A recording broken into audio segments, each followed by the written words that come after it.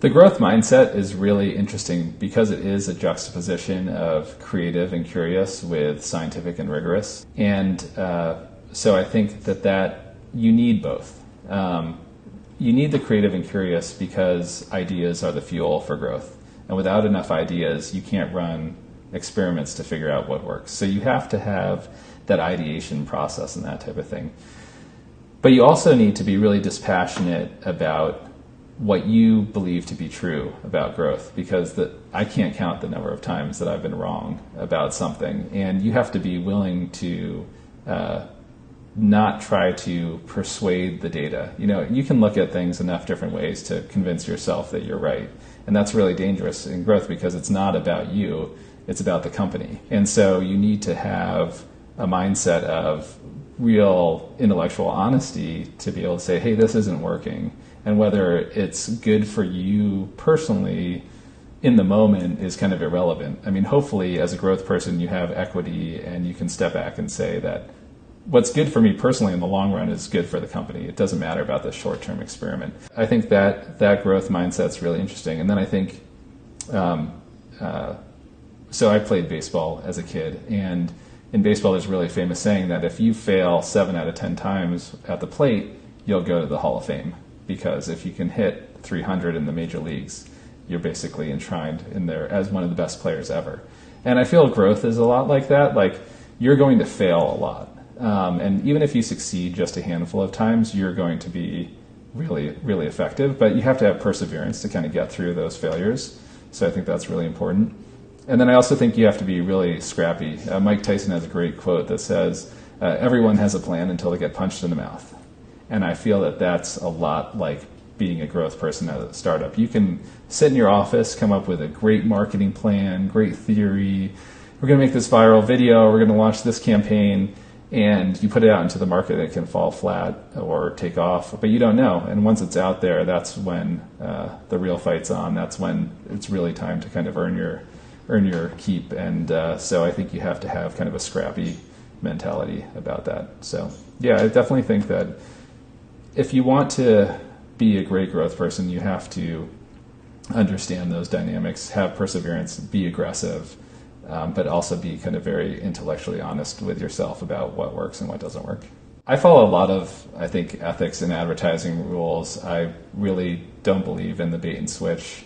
I believe in being transparent. I believe that the product should stand on its own value. I don't like using tricks.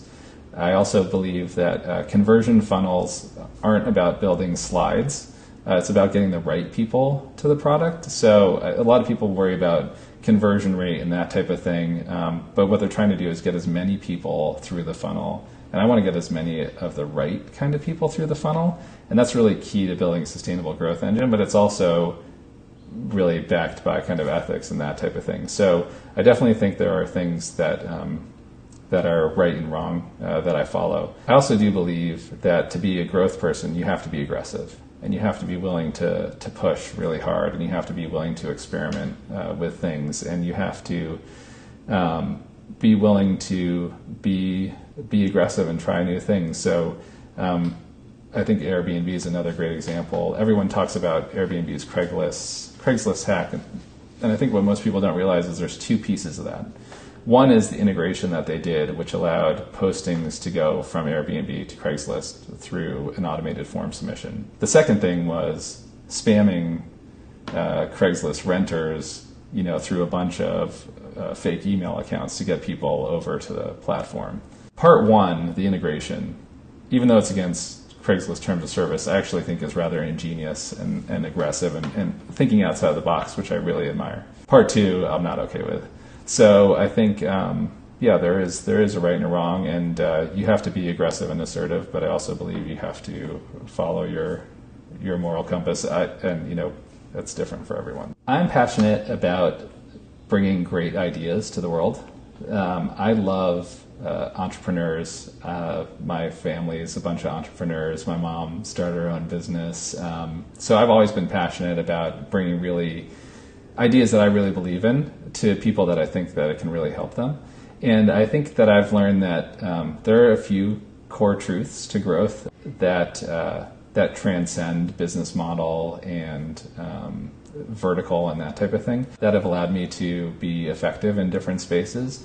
But yeah, for me, I'm passionate about these kind of unique products and how they can make people's lives better and improve what they're trying to do, and then bringing them to people that's valuable. So I get a rush out of growth. You know, it's like a big dopamine rush. I want to work on products I believe in, so I believe that there are products that don't deserve to grow, and I believe that there are products that aren't great. And I only want to work on things that I believe on from kind of my personal values and things that I think are worthwhile in working on. And actually, very early on, I worked for a bit doing mortgage lead generation for my friends. They knew that I was good at digital marketing. They asked me to come in and help them with leads, and I did, but I was really disappointed with the moral compass of that industry. And it led me to start a whole kind of consumer protection blog and that type of thing, which was really successful, but that was kind of my moral, counterbalance. And so I actually decided to leave that industry because it just, while I was effective at it, it wasn't something that I wanted to be doing.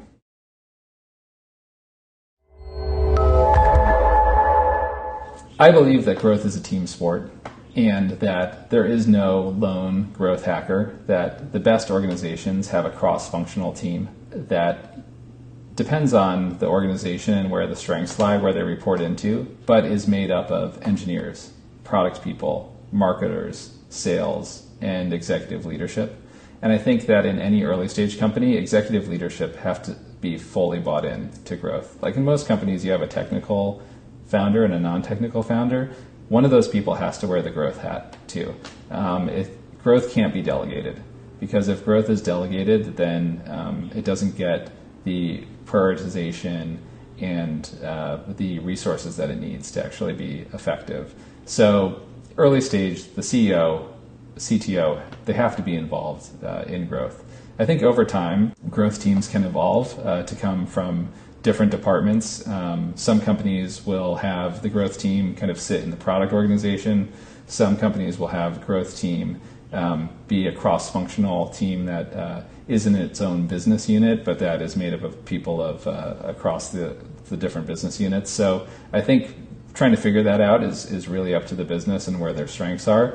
But I do believe that there has to be a team, not just one person responsible for it, and that the best growth levers typically live within the product, especially kind of for technology startups and that type of thing. That if you believe that ultimately word of mouth is going to be the biggest driver as you scale, then that comes from product excellence, and it comes from natural product use driving growth. And so it makes sense for the growth team to sit in the product organization. A lot of marketers, especially in high-tech companies, straddle the fence between product and marketing and should be involved because you need a really strong connection between the top of the funnel or the beginning of the loop and what happens kind of throughout the product experience. So you want people from multiple places. And then I think the best organizations, growth is an organizational priority. It's not left to one department or one team, but everyone thinks about growth, whether it's someone in legal thinking about how they can streamline the contract process to get more deals done, to HR properly interviewing and hiring for growth-minded people, to engineering thinking of growth as a priority and not as, spam or something they have to deal with so they can get back to solving harder problems. Once you get everyone on the same page, that's where really powerful growth gets unlocked. So many product or engineering folks are focused on core product, and they think about growth as like, all right, we're gonna build our product and then we're gonna bolt growth on afterwards. And like airplanes don't fly because they're cars with wings stuck on them. Airplanes fly because they're designed from the ground up to fly. So one of the things that we found at Qualaroo and at Growth Hackers is that the key to growth is this idea of high tempo testing. The idea that just being able to run a lot of experiments can drive your growth. And it almost doesn't matter the quality of the experiment, and that's hearsay, but it's true. We found that just by having a good tempo of growth experiments, that we were able to unlock new growth wins that we weren't finding early on. What we do is we've kind of adapted an agile approach to growth and created a whole methodology to drive growth, which is really focused on a couple of key things. One is unbridled ideation, so getting the whole company involved in coming up with growth ideas. In any business, you're going to have an investor has a great idea for growth. It comes in the form of an email. You're going to have a salesperson who's hounding the marketing team for ways to improve the number of leads. And in the past, those can almost bristle at them or as kind of unwelcome advice or ideas, and you know what you want to do. So when you switch to kind of unbridled ideation, you welcome all those inputs, and all those inputs are fuel for potential growth. And since you're all invested in the success of the company anyway, it doesn't really matter where the idea comes from, but you want to encourage that ideation.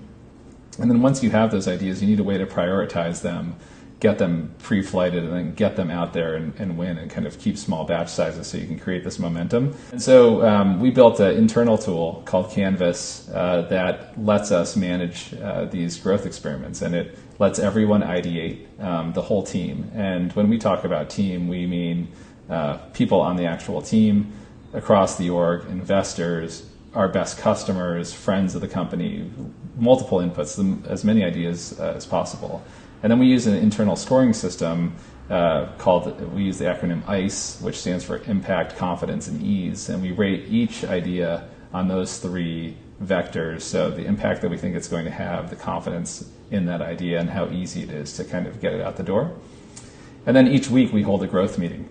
And we run it almost like an agile scrum. So we groom the backlog, we identify experiments to launch that week, we look at previous week's tests and learning, and we figure out what we're going to do for the week, and we do that every week. And it's really unlocked a tremendous amount of growth. So right now, Canvas is definitely in kind of a closed beta, but the process and the tool kind of go hand in hand, and we've been able to unlock a ton of growth, and we're excited to bring it out to market eventually.